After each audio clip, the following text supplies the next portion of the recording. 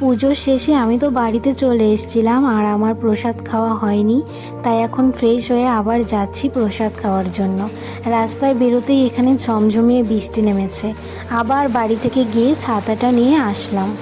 এসে দেখি এটুকু সময়ের মধ্যে আবার এখানে কাদাও হয়ে গেছে। বাড়িতে ঢুকতেই দেখি সবাই এখানে খেতে বসে পড়েছে। অনেক আগে থেকেই খাবার দাবার দেওয়া শুরু হয়ে গেছে। আমি এখানে ঘরে ঢুকতে দেখি আমার মা আর ভাই বসে আছে। তার কারণ ওরা দুজনা আমার জন্যই বসেছিল। আমি যাদের সাথে পুজো করেছি তাদেরও খাওয়া হয়ে গেছে, শুধু আমরাই এখন বাকি রয়েছি। এরপর আমরা তিনজনও এখানে বসে পড়েছি। বসে পড়তেই প্রসাদ দেওয়াও শুরু হয়ে গেছে। চলো প্রসাদের মধ্যে কী কী ছিল পুরোটাই তোমাদের সঙ্গে শেয়ার করি। ছিল এখানে খিচুড়ি, আলুর দম, আর আমার হাতে দিয়ে দিয়েছিল এটা মায়ের প্রসাদ। তারপরে ছিল চাটনি, পাঁপড় আর ছিল পায়েস। পুরো প্রসাদটাই কিন্তু অনেক ভালো ছিল যেহেতু মায়ের প্রসাদ।